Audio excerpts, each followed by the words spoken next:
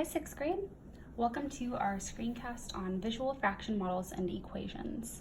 Our objective is I can connect models of fraction division to multiplication and the invert and multiply rule. So in today's lesson, we'll take some of what we already know about the standard algorithms for multiplying and dividing fractions, and we'll connect it with models. Let's start with a little vocabulary introduction. Two numbers whose product is 1 are called multiplicative inverses. We can always find the multiplicative inverse by taking the reciprocal as shown.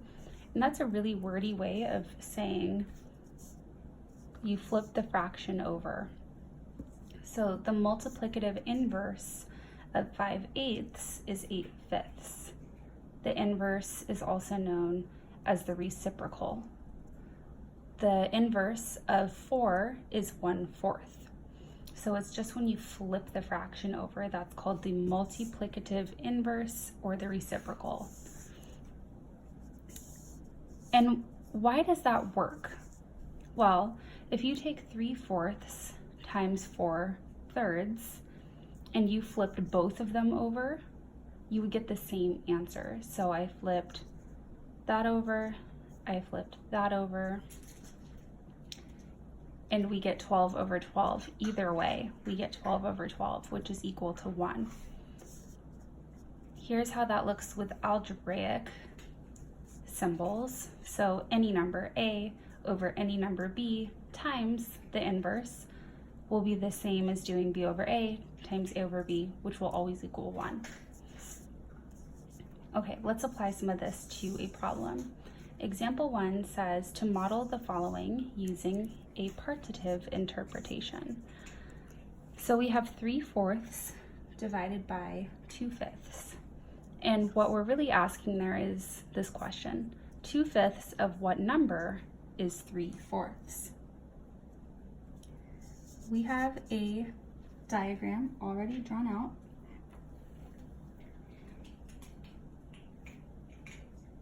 And the first thing that we need to do is divide it into fifths so that we have 5 pieces to show this denominator. So do you see how this would be 1/5, 2/5, 3/5, 4/5, 5/5? And so now I'm taking 2 of these fifths and I'm showing my first fraction. I'm taking 2 of these fifths and I'm showing my first fraction. This chunk represents our first fraction, 3/4. Okay? So now we're going to label each chunk 3/8, and we're going to connect this to the standard algorithm so you can see where all of these numbers are coming from.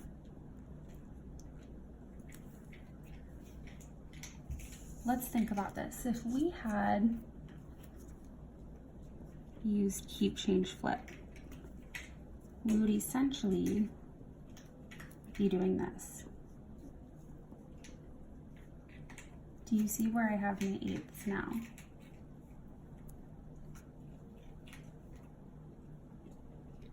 The first thing that we did was we technically found half of 3/4. Half of 3/4 is going to be 3/8. That's where the 8ths come in down here. And the reason why we found half of 3/4 is because we have 2 pieces up here and I need to know what is 1 piece equal to. So half of 3/4 would be 3/8. Then we took that result and we multiplied it 5 times.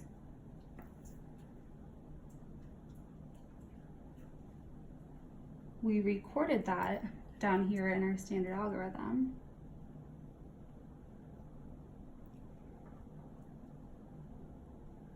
We can show that 1/2 times 3/4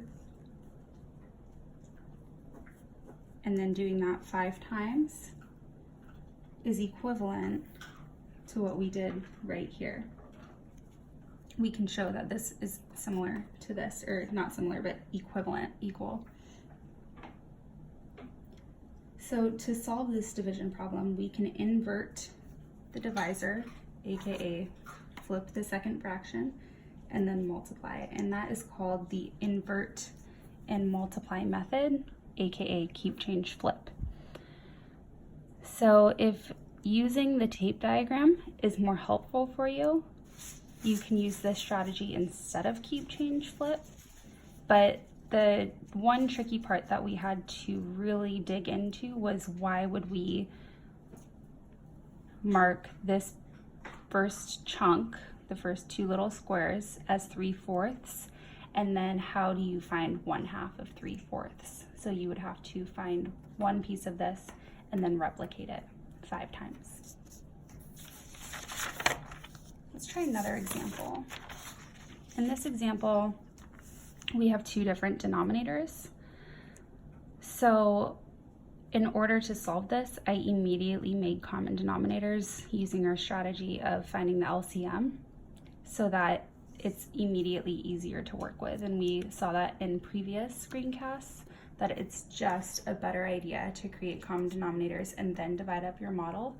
And we're using a measurement interpretation to solve this problem, but it's really asking 3/5 is how many fourths? And it gave you a little reminder to find the common denominator first. I would highlight that in your notes. So I need to divide my model up into 20 pieces. So we'll divide it in half first, and then I'll make 10 and 10, so I have a total of 20.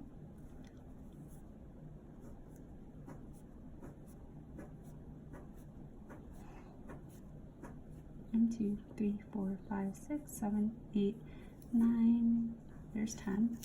And then on this side, 1, 2, 3, 4, 5, 6, 7, 8, 9, 10.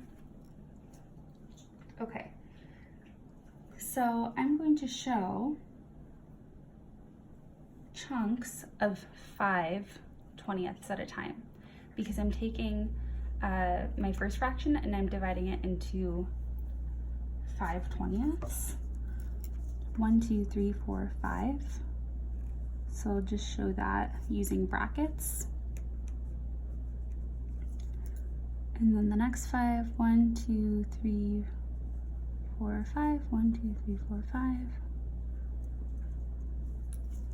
And from here to here would be my 12/20ths.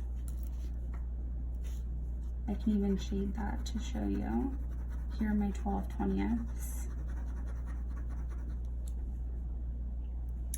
And then I would have to start the next bracket.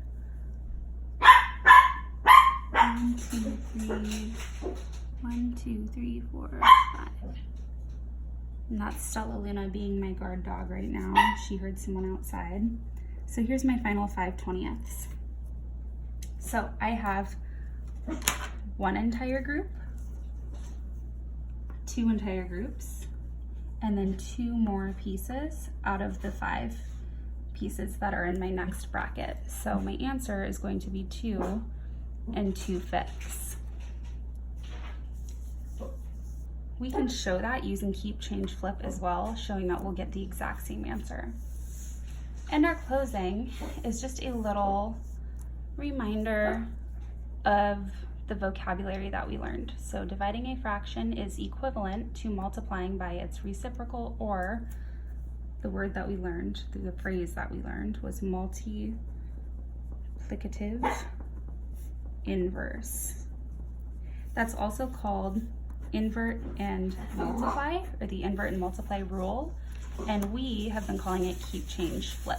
So now you know some new names or vocabulary terms that are very academic that you could call it. Thanks so much.